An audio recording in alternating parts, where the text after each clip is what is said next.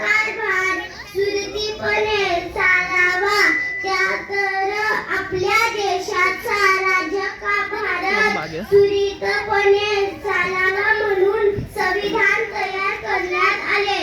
Doctor Babasaheb Ambedkar यांच्या अध्यक्षतेखाली 2 वर्ष 11 महिने 18 दिवस परीक्षा घेऊन देशाच्या समृद्धी संविधान तयार केले. 26 जानेवारी 1950 रोजी आपल्या देशाच्या संविधान अंमलात आले. म्हणून हा दिवस आपण दरवर्षी प्रजासत्ताक दिन म्हणून साजरा करतो.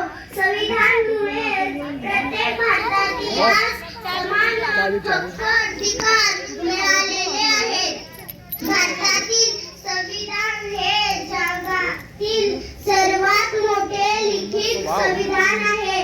26 जानेवारी या दिवशी देशातील सर्व शाळा व सरकारी कार्यक्रमात झेंडावंदन केले जाते.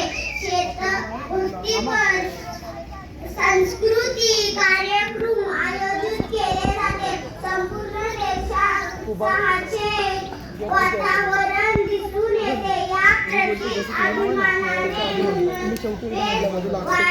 थोर आमची भारत